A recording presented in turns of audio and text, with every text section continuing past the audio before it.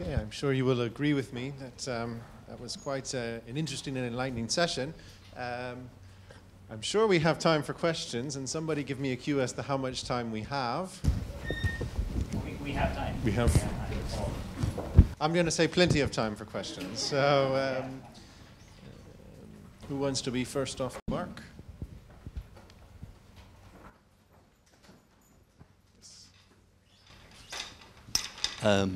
Professor Graham, the last time I heard you give your talk, you said that that night the senior A&E doctor at Prince of Wales was a skin doctor dermatologist, and you asked, did anybody want to be treated by a dermatologist in A&E? Given you the tenor of your talk today, I assume that situation is continuing. Now, it's also implicit that that's a deception in your view. And it's a systematic deception. So what are you going to do about it? How do you alter it? Okay. So just to give you the background to that question, that was another talk I did at the Medical Legal Society a few months ago, whenever it was.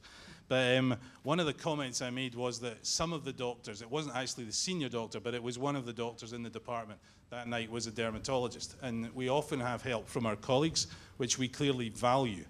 But the reality is, as patients walk into the emergency department, they think they're going to see an emergency doctor.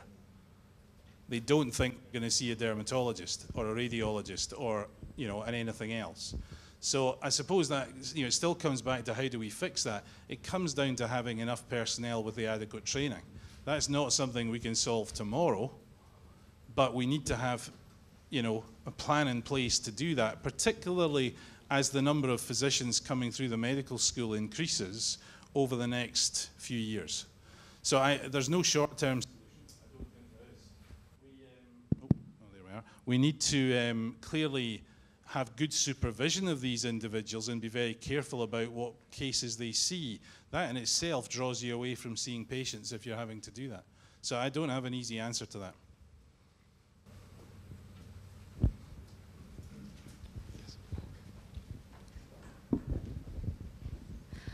So thank you. I have a question for Professor Comte. And I remember in your slide, there's a chart. You analyze like 4 cases and see 4 principles of about ethics and which is like tick or has not met. I just remember maybe correct me if I'm wrong. And you think about, say, some cases actually you address the best interest of the patient, but you did not put autonomy as part of the like you say, okay, benevolence and do no harm, and those kind of are tick, and then autonomy has be crossed. And then I just think about if for a patient who is competent, how can you, who have the right and to decide what is the best? Is himself or doctor?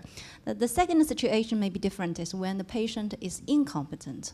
And then we will say, okay, we'll look at the principle. So do you agree with, because I see some difference between the understanding of a law person and the medical person, and say, okay, whether, especially when the patient is competent, whether we needed to leave the power to the patient themselves to decide.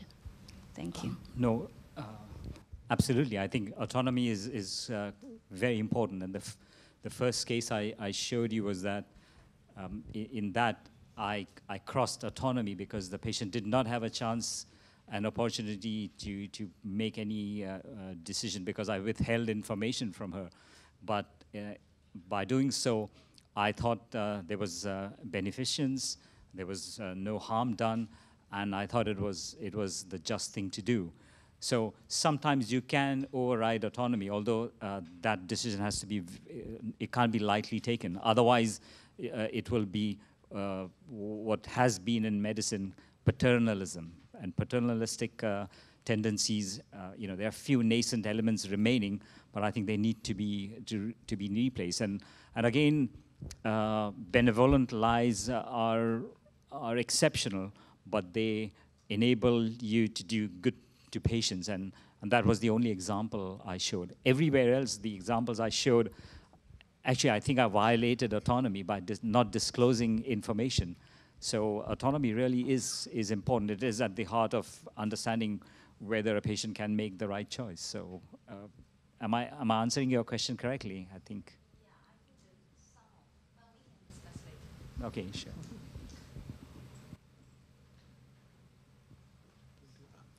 Thank you. I have a question. First of all, thank you all for great presentations.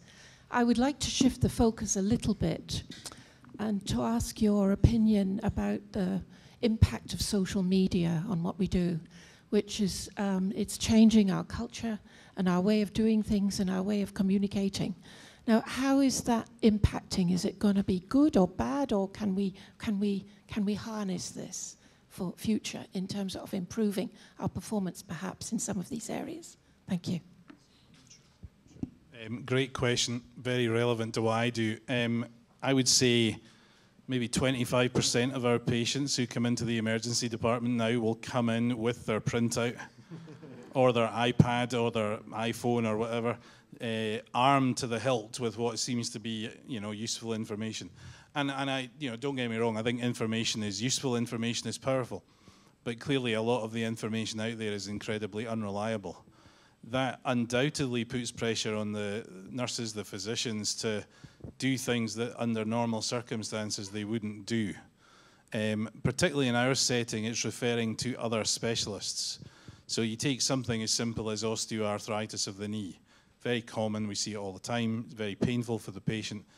The correct initial treatment is good painkillers and physiotherapy. And ultimately, I think Shekhar would agree, most patients won't come to joint replacement surgery, but some will. But we want to defer that as long as possible. I would say 90% of patients who come to our department with OA end up going to an orthopedic clinic simply because of the demands that the patients make. On the staff side, though, I think it also has a massive impact. It has a positive impact in that we can access information quicker. So from that point of view, both social media and the internet in general has to be positive. I think the real danger, though, for staff is patient confidentiality and privacy. And we've certainly had instances in our own department where pictures have been leaked online, have been posted online, often with very good intentions and good faith, and patient confidentiality has been severely compromised. So I think there's huge risks.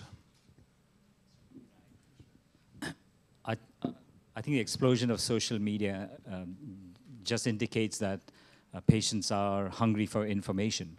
And I want to quote the experience of Professor Richard Dawkins, who's often been criticized for his public appearances and talking with his work in genetics, etc. And I heard him many years ago say that the people embedded in science, the people embedded in medicine, do not talk enough about their discoveries, their advances to the general population. And therefore, that void is filled up by a lot of other people. So I want to give you the example of the treatments for autism. If you actually look up on the net, there is a fantastic, very, very professional sounding website that talks about metal poisoning as one of the reasons for, and it has an extremely official sounding name. So there is that legitimacy. They provide you a service, and it looks like very firmly embedded in science. The average, actually I've discussed this with 2 medical students, and they thought it was fantastic. What a new discovery. It's totally fraudulent. And the reason I think we shouldn't be afraid of people coming with information, because they will gather information from whatever sources, and it is up to us to provide them the most accurate, the most updated information, and educate them as well. Because until that happens, people are going to search for information from everywhere. And the very architecture of social networks is enabling a huge amount of information without any possibility of filtering, exchanging hands. Colin, I have an interesting thing here about the systems of the deceptions in the emergency unit. So, we do deception for the benefits or interest for the other people, including patients and doctors, the co-workers. I'm wondering, when you go to the emergency unit, the patients are classified from the very severe to very minor, right? if that deception is really systematic, is there any kind of degree of deception, just to curiosity that, you see that the severe patient, you less make a deception. If you get a minor patient, you more likely deception. Any kind of systemic degree of deception based on the classification of patient? That's a fantastic question. I've never thought of it that way before. I have to be honest. I mean, our category 1 and 2 patients tend to be so sick. I can't think of a case where they've deceived us, to be honest. I mean, they're just too ill to deceive you. I wouldn't think there's really a pattern after that, though. I mean, it depends on how much you feel. The commonest deceptive thing we see from patients is manipulative behavior. Is over-egging a symptom or over-exaggerating the duration of symptoms. But at the end of the day, when you've got such a short window of time to assess a condition, our training, and I think it is one of the challenges, is to assume the worst. Whereas when you're trained as a general practitioner, you're trained to assume that common things are common, because they are, and therefore it's unlikely to be something bad. We know that the population that comes to the emergency department versus primary care is very different. So I think that is justified in most places. But no, I wouldn't say you're just as likely to see a manipulative, writhing back pain or renal colic, alleged renal colic patient, as you will to see someone who has a much more minor condition. I mean, the classic condition we always used to see, but touch wood, I've not seen it for a long time, was alleged renal colic, because you could get opiates for analgesia because you were in so much pain. And the classic trick, of course, is to check the urine to see if there's blood. So you give the patient the pot and they go into the toilet and they pull a little bit of skin off their finger and drop a blood. And that's the classic, Now, it does make us a little bit cynical, obviously, but you've got to be very wary. And I teach the students this. You've got to consciously say, am I picking on this patient because I suspect they're, dodgy? And you've got to pull yourself back and say, treat the patient. It's a bit like pilots when they get into an emergency. Fly the plane is number one. We've got to fly the patient. Then you have your other thoughts and plans. So, but I don't think there's a layering. I'm certainly not aware of any evidence in that respect. Sorry, I was going to respond to the question about the social media, and one of the things which we've noticed increasingly over the years is the use of social media for bringing complaining against doctors and saying that they have or haven't done something the right way, or they've caused an injury and to a patient. And it's really trying to help doctors as a defense lawyer, trying to help doctors deal with those situations. And what the patient's really looking for is transparency and an explanation. And so long as we're able to get back to the person who's put that information up on the social media within a reasonably quick time, we can sometimes persuade them to take it down and explain to them that having that information up there could be challenged legally. The other point on social media and use of let's say text messaging is a concern as well for doctors, because they're under increasing pressure to respond to patients. So somebody's asking them a question and they feel under a certain amount of pressure to respond almost immediately, and maybe without all the information, giving a response which might be under other circumstances better withheld, but they feel under a pressure to respond in a way which perhaps isn't in the best interest of the patient. And perhaps that in itself is a bit of a deception, because they don't have all the information at hand, but they're still giving some sort of opinion. Can I just follow up with that then? In your experience here or even overseas, I mean, is there an increase in now defamation claims by medical practitioners against people for putting things on social media or websites? I think overseas that is the case. That there has been, certainly in the US, there's been an increase in litigation in terms of defamation against patients making allegations that allegedly aren't true against doctors. In Hong Kong, that's not the case. I mean, what we try to do as defense lawyers is to try. We understand that look, something obviously has happened. Somebody is complaining about it, and maybe they need to have some sort of explanation. But trying to demand the explanation out of the doctor through social media isn't the most constructive way to go. So we usually just approach it head on and try to either contact the person directly or through if they're represented by a lawyer, they would be advised anyway by their lawyer, presumably, to take it down. But certainly in terms of defamation actions, no, there hasn't been an increase. It must be an increasing problem into the future, though, as websites where they have kind of like TripAdvisor rank the doctor, right? Or you write a few paragraphs on your experience. There's going to be some negatives there. I can see this becoming even greater problem into the future. Okay, thank you. I have a question for Professor Comte and possibly Professor Graham. Professor Comte, you mentioned benevolent lie, right? I mean, so if someone tells an untruth with a benevolent intention, then either he or she has not lied or lied in an acceptable way. So presumably, if someone who is 90-year-old and is dying, and he could die anytime, let's say, so if he asks you or asks a doctor, doctor, am I dying? How many more days do I have? So I suppose in that case it's permissible, morally permissible to tell him or her that, not to tell him the truth. My question is, suppose he's a 90-year-old with 3 to 6 months, or alternatively, a 9-year-old suffering terminal cancer. So is it morally permissible not to tell him or her the truth? And are there borderline cases? Thank you. Actually, it's a good question. And I want to tell you 2 experiences. One with a 100-year-old patient who was having a fracture of the humerus. And I talked to the anesthetist, and we had a particular technique that we used, very minimally invasive. It was published. We are one of the pioneers to have published that. And the anesthetist said in the ward, God, this guy's going to die. Don't touch him. So I said, have you actually talked to him? So he's 101 years old, and he said, he looks like he can't even breathe. So we went together and talked to him, and the patient said, I know I'm going to die, but I want my arm to be much better.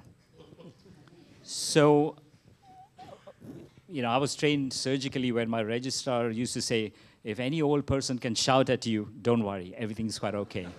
So we operated on that, and he's the first person that I actually know got discharged from the hospice and then eventually died 5-6 months later. But he was happy, he could use his arm. So I think I would argue that it's, although it's from case to case, I think there is always a reason why truth is better than deception, because you can maintain, and you can always manage that. If a person's really afraid, there are better ways of managing it. The second example I want to give is when I was very early in my oncology experience, I came across a child, 5-something, and I could tell from the child was very, very disappointed, and the child actually knew at 5 that he's not going to make it. So I think we don't tell the child that you're going to die. The child knows, and the way of communicating that information is very important, and there's no way you can hide it. So I've never found it a necessity to indulge in deception. You can temporarily withhold the information till you create the conditions and the environment to disclose the truth. But in my, now close to 26 years of oncology practice, I've never found the need to deceive. So I'd take that up as well, very briefly. I mean, in our setting, obviously, we don't see so much oncology, so many cancer patients, and our time frame is much more acute. But I would echo entirely what Shekhar says. I think not telling people the inevitable, ultimately it just postpones that discussion. And there may be good reason to do that, to get a better environment, a more comfortable bed or a better ward environment or less chaos. But I still think ultimately patients know far more than we give them credit for, far more. And I think the most difficult thing we see is where relatives say, please don't tell my mother, please don't tell my father. invariably when you start to have that discussion, the mother or the father will say, I know I'm dying. I know I'm dying. What's the big deal? And you, oh, right, okay. Well, your son doesn't think you know you're dying. Well, I'm dying. And then they opens the door for them to have that discussion, which clearly is important. I mean, it's another thing I teach the students now is, you know, in emergency medicine and critical care, we often say we're saving a life. Now I don't say that. I say we're changing the mode of death. Ultimately, we don't change the end. We just hopefully extend the timing a bit. And I think once people accept that inevitability, you know, things become much easier. I like to follow up with that because I teach medical students on communication and medical ethics. And a lot of children, relatives, ask us not to tell the patient that he has cancer, and therefore nothing to say about prognosis even, you know. So I always tell them the stories that there are at least two reasons why we should tell the patients the truth. The first one is otherwise, if they find out that you are not telling them the truth, then they will not trust you anymore, and there will be a broken doctor-patient relationship. The second one is probably more important, and that is these patients, if they know that they have only 6 months to live or whatever, they have some plans to do before they die. One patient, I can clearly remember that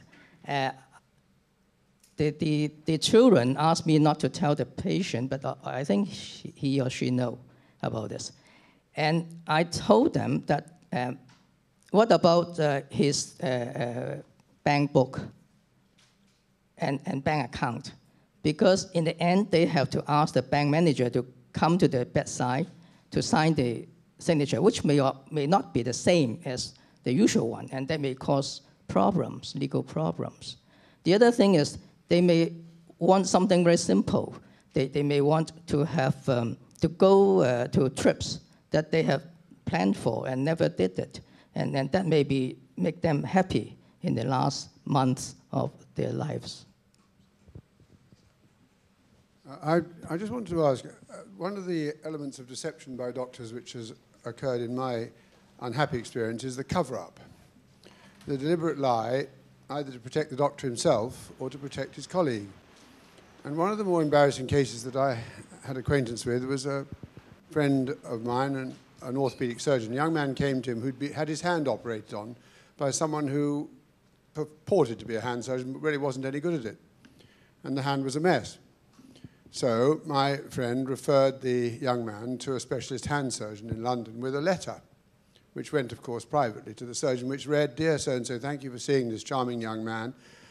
I'm afraid his hand is yet another appalling cock-up by our old friend, Mr. X," naming the surgeon who'd done it. Note the word "yet another appalling cock-up." Well, you probably guessed it. When the young man went to see the hand surgeon, the hand surgeon left the room briefly. The young man flipped through the papers on the desk and read the letter. The predicament was this. At the time, my friend failed to tell the young man that it was a desperate mistake by the first surgeon. He wasn't preventing that young man getting the treatment he needed. He was merely protecting his colleague.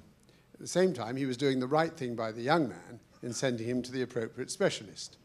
Now, that sort of cover-up of a colleague in those circumstances doesn't deny the patient what he needs, except for this. It denies the patient the opportunity to sue the colleague who's damaged him. And indeed, when the young man found the letter and read the truth, he did sue. And I suspect, and in my practice I've noticed it, the sort of benign cover-up of that kind of a colleague at a stage when the cover-up doesn't make things worse is something that doctors historically used to practice a lot. And now, of course, they're told about the whistleblowing. But the whistleblowing tends to be more in the context, tell the superiors that you think your colleague is dangerous, rather than tell the patient that he's been damaged by a bad surgeon. I wonder what you think about that. Actually, allowing unprofessional practices to continue will certainly damage other patients. And I think that's also the overriding reason why increasingly the Royal Colleges are saying that unprofessional, unskilled practitioners should be flagged, not only because of the damage they have done, but to prevent future damage. And I think it's actually beyond whistleblowing. It's a professional responsibility and guideline. And I think it's coming. I don't know how it operates in Hong Kong, but certainly the Royal Colleges are taking an increasing note of the requirement. In fact, if you know that your colleague has done something unprofessional, it is incumbent upon you to alert both the colleague as well as the oversight authorities and mechanism. But here the question was, should he have told the actual young patient? Yes, I think so. He should have definitely told, because otherwise, first of all, patient doesn't know why he's had a bad result, and to deny him the correct explanation would mean that the doctor has to lie. Well, I agree with you, but I think a lot of doctors, certainly historically, would have thought, well, my lie won't harm him anymore, because I'm sending him in the right direction, or I'm now going to put it right. So my lie hasn't hurt my actual patient. Can I perhaps answer that as well? I think a situation where a doctor, the second doctor, the hand surgeon, the real hand surgeon, the third doctor, I think if they have information which has been asked of them by the patient, and the patient has said, is this a result of, why has this happened? Well, no, why has this happened? Why did this complication arise? And the doctor really believes, well, the complication arose because it was the wrong operation, or that is the explanation. Then I think a doctor in those circumstances is under a duty to explain to the patient when he's asked the question. But whether the doctor is, I don't know, under a duty to give that information voluntarily, I don't know the answer to that. Yeah, because yes. The patient may need to sue, for example, well, say it's an injury which has taken him off work. The patient may need to sue, that's one point. But also, let's put it this way, if the patient complains to the medical council in Hong Kong about the doctor who did the operation wrongly in the first place, if the complaint goes to the medical council and the patient says, yes, and it wasn't until I went to the other doctor when he told the truth, or he didn't tell the truth. When the other doctor who didn't tell the truth could get into trouble as well for not explaining adequately to the patient. So I think, yes, if you ask the question, certainly I'd be advising doctors to give the answer, the truthful answer. I just want to add the case that I showed. I explained to the young man with the improperly done tumor excision. He's got a potentially fatal disease, and so he was quite shocked. I told him that the first surgery was incorrect, it should have been done, but I can't go so far as to say, please go and sue and please meet these guys and they will help you. But yes, I was absolutely forthright in saying that it was wrong and that he needs a lot more things, and that this surgery has placed his life in danger.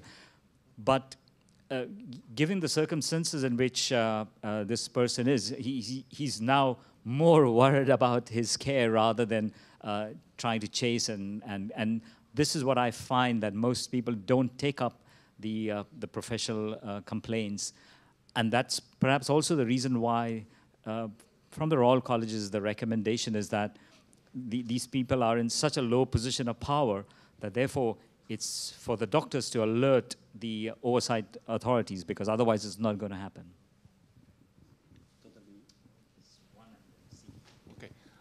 I would like to ask a question on non-disclosure. It's not to the patient, but to the relative.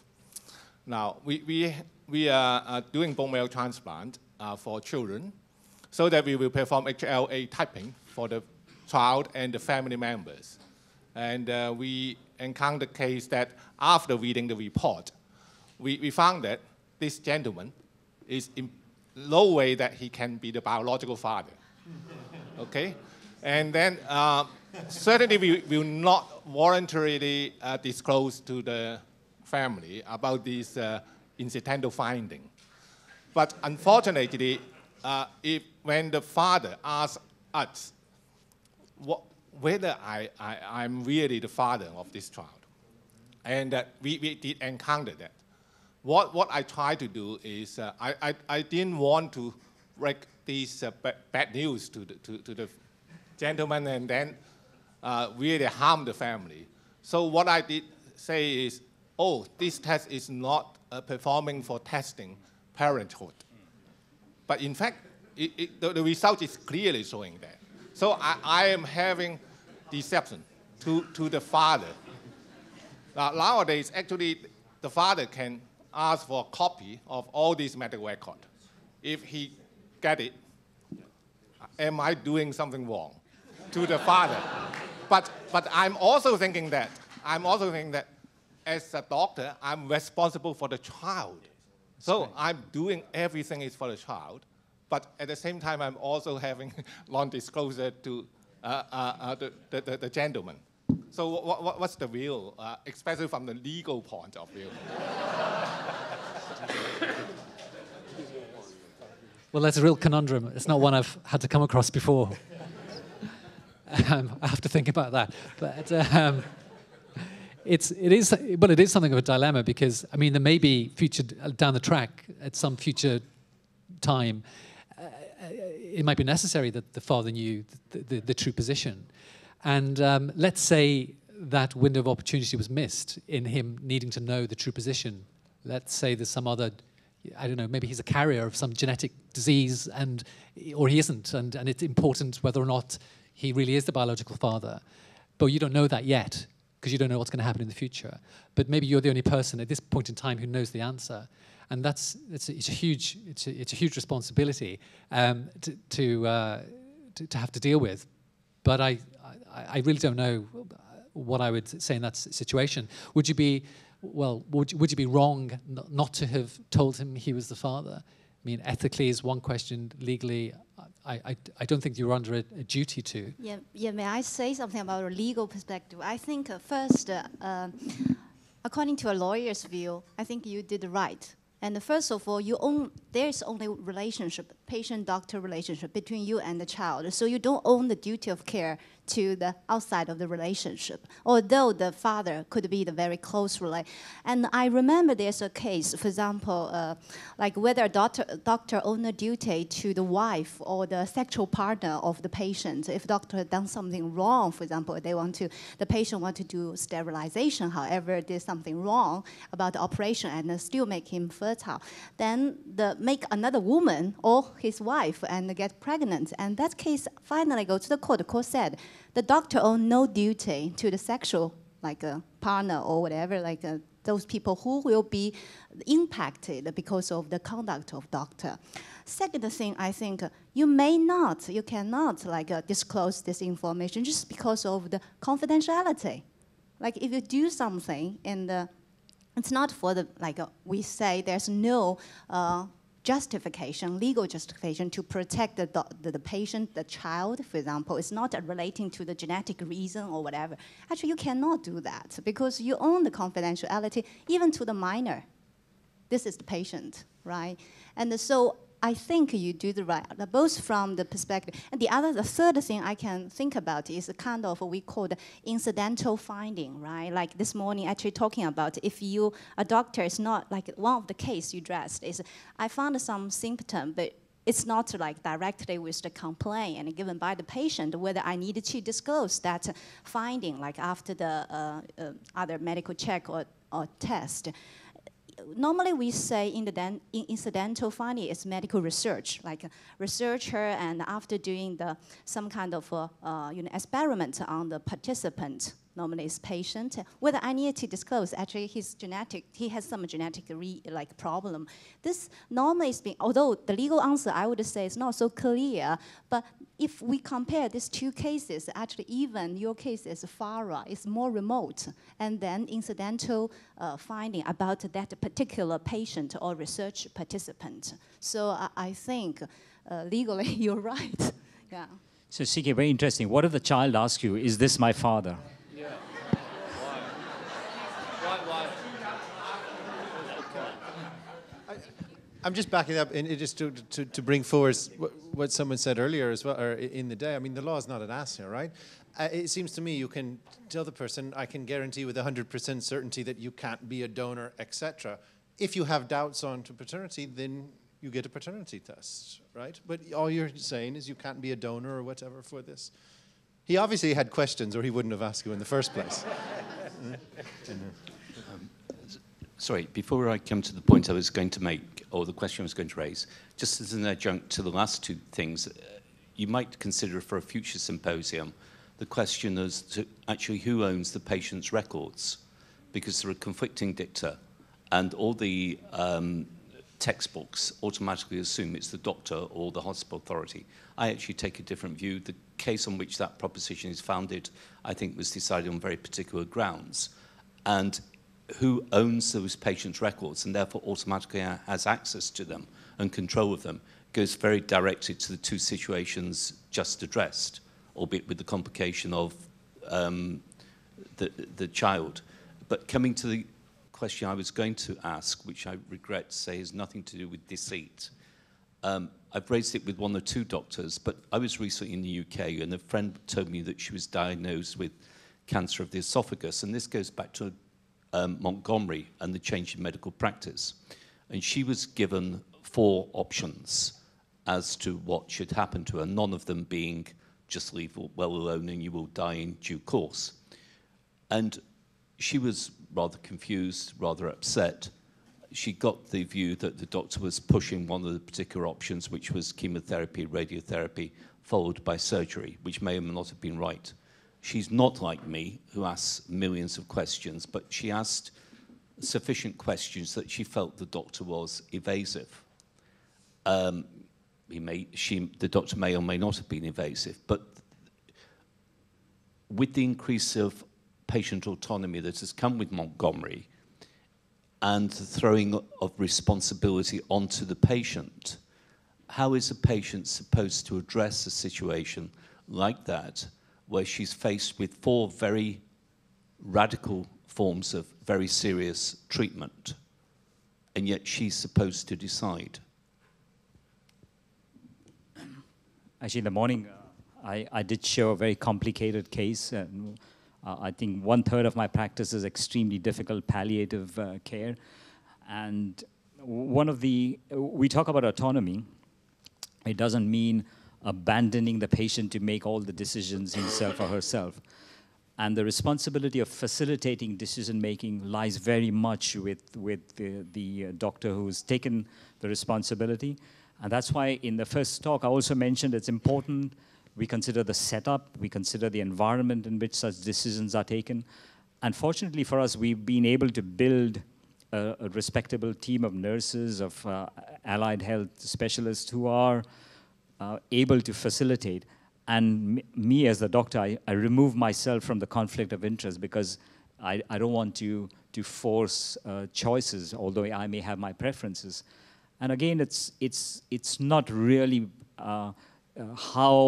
what is the right thing. It is how the decision-making process is facilitated in a good environment. I think the 4 options that were given to her may all be correct or may all be applicable, but what patients often feel, even though they get the right information, what they feel is that they are alone in this decision-making, and it's quite overwhelming. And again, that's actually the responsibility of the caring team to make sure that it's done. And I put that in the slide, that you can't just disclose the information and leave the patient to make all the decisions. And that's not what is good disclosure. They had a specific meeting with her for an hour. The head surgeon, the second surgeon, the anaesthetist, and whatever. There's a group of 4 or 5 doctors or orientated people with her. And they went up through the options with her. But except for palliative care, they were all radical options that she was given. And she got the distinct impression the lead surgeon was pushing for one, which was chemotherapy, radiotherapy, followed by surgery. Maybe she was or she wasn't. But as I said, this lady, my friend, is not a questioner, and yet she still felt this surgeon was being evasive. And she also felt that, how do I decide between all these options? Because, the patient, I'm not a doctor. I don't know what the best way of approaching this cancer is, albeit I appreciate it's a very serious cancer. I think this question would be even difficult for a higher trainee for esophageal surgery. I would approach the scenario with another aspect, which is the problem of grief. So it's an element of emotion that the patient herself, the relatives, may be in depressed and bargaining, arguing. And what's more is that even the surgical team, the health professional also may be bargaining and also having the denial of the situation. So it's actually common to have a feeling that for doctors to say that, well, I must save this patient, I must give her the best treatment, but unable to be really dealing with the reality of the lady that she's facing, the meaning or the value that she's having the cancer. So it's on top of rather is a truth telling or that is also an emotional aspect on this issue, I think.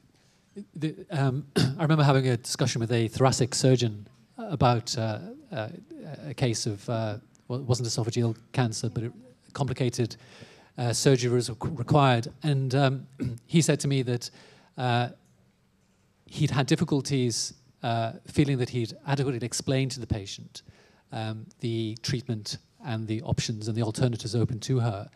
And she subsequently went away and sought a second opinion from someone. And she came back with that second opinion. And he said it was like a light went on in the room. When she came back with the second opinion, they could talk about it so much more freely.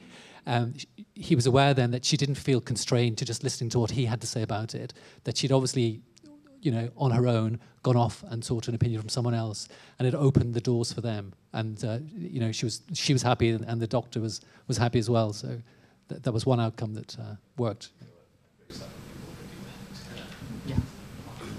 How much of what we discussed today are new medical students being taught in terms of ethics? Because that's what going forward they need to be part of. Yeah, the question was how much of this is being taught to the medical students, and I'm pleased to say that before we had only about 9 hours of ethics teaching, and now with I'm collaborating with CK, who's also sitting on the New Territories East, the Hospital Authorities Ethics Board. So now we have about 90 hours of ethics teaching that will happen, and you saw in the morning there were about 220 students should have come in, but I think 100 something came, 120. But you know, we made it compulsory with a little bit of a leeway. But I think it's getting on, and I talked to at least 10 groups of students. They were quite fascinated with the cases. They understand it because these are not yet in the clinical modules. These students have not yet started clinical modules, and I think that's important. So we have a longitudinal curriculum, and I think we definitely not only expect, but we are convinced we will make a change.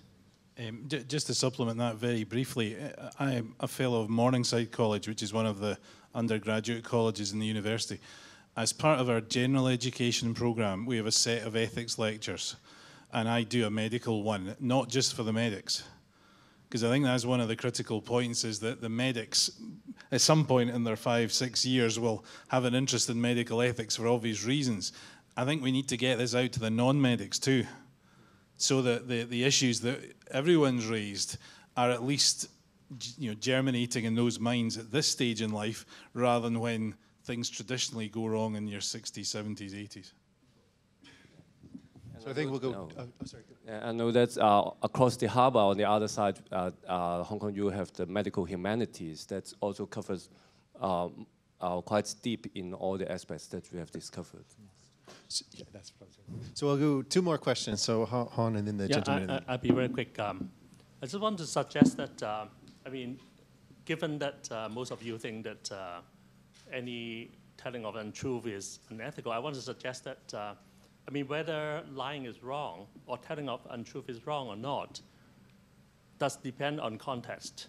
I mean, one of the stock example is, by philosophers, is that if the Nazi soldier knocked on your door and asked you, where is so-and-so, and it was apparent to you that they want to put him or her to the gas chamber, then not only is it permissible for you to lie? You should lie. It's mandatory that you lie. Another more mundane example by someone called Thomas Nagel, who is a prominent philosopher. And that paper is called Concealment and Exposure, and it's on the web. And he said that he wouldn't call it a lie if you tell your auntie, who asks you whether her new hat is beautiful or not. So, yeah, so that's what I want to throw out.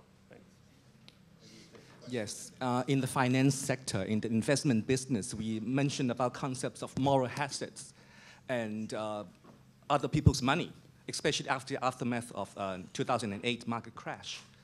But in our business, the medical field, we always assume or pretend that all the doctors are in good faith. So how does the law or the ethicists deal with the issues of vested interest and moral hazards in terms of diagnosis and treatment and even in consent? I think the case of Montgomery is a very good start, that we now start to have a higher standard in terms of making the consent. But we're still very lacking in terms of doctors prescribing or having a particular interest in a certain kind of treatment because of their own vested interest. So how should we deal with that? Well, I mean, I'm in the orthopedic practice, and I can tell you the industry is just as guilty of corrupting and directing the orthopedics to use particular. And they have despite the sunshine clause in the United States, where they try, you're expected to disclose anything more than $10, something like that. But let's face it, economics is smarter, and there are plenty of ways to go around it. So I think at the bottom line, in fact, there's a lot of literature on whether a law can be a deterrent or is there too much deterrence, etc. And that's why I think the best way to approach it, as I am a big fan of Michael Sandel, I think the best way to approach it is through ethics education, because if we start thinking ethically, I think things turn out to be better. Whether we can compete with the business and the economics-driven, or let's say the market-driven pressures, that's completely different. That's very difficult, and that's why I say you can educate students, you can give them fantastic lectures, but eventually when they go to the practice environment, it's the market that's going to influence them. That's a very difficult challenge. So I can't answer that, but I think we are fully aware that it's a tough battle. I would just echo that. I think it comes down to education. At the end of the day, doctors and nurses and the whole healthcare team are still human beings. We will never be able to eliminate opinions, often very strongly held opinions, and vested interests from our trainees and our specialists. What I think we can do, though, is give them more education on how to get their own insight into their own weaknesses. I certainly, in my own practice, find that we all have an irritating patient every so often, sometimes every day, and I'm very conscious that I have to stop and stand back and say, I get that this guy is irritating me, but I still need to give him the best option for his care. And I consciously stop and, have a timeout for 5 minutes and come back. I don't think most doctors have that insight, honestly. I think and that is just patients who irritate you. You take in then, other things like monetary complications or drug companies pushing your funding for your next research project. The temptations are enormous. It has to come to education. I agree with Colin. It has to come to education. These points are, I think, if you looked at the code of conduct for doctors, the guidance for medical practitioners, that you started by mentioning Montgomery, but if you actually look at the code of conduct, the current code of conduct, and the current sections on consent, which I think which were published in 2011, I think, obviously that predates Montgomery by several years, and those issues about openness, clarity, ensuring that the patient understands feedback, autonomy, respecting all these issues is already addressed in the code of conduct. And with regards to vested interest, I think also for doctors who are, especially in private practice, who are involved with pharmaceuticals, other third parties, insurers, there's a whole raft of provisions in the code of conduct that address these sort of issues. But as Colin says, and of course you can't, doctors need education, and to just go through the code of conduct on a sort of wet Saturday afternoon on your own wouldn't be much help. But it would certainly be, food for thought for future, discussions. Yeah, thanks. I think this was an excellent session, and I'm sure you will agree. And before I turn it over back to Professor Comte, can you please join me in thanking the speakers?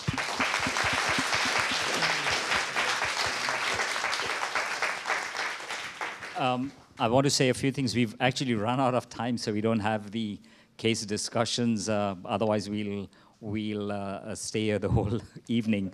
But I want to thank all of you for, this is the first of our workshops, and I promise you there are a few more coming. And I sincerely want to thank all of you for your support, and also for James Badenoch for his fantastic presentation. And some of the material we're going to put up on the web, so some of our presentations in some formats, so you can always take reference to them, including perhaps some of our cases and how people felt about it. So once again, thank you very much for your support. I enjoyed it.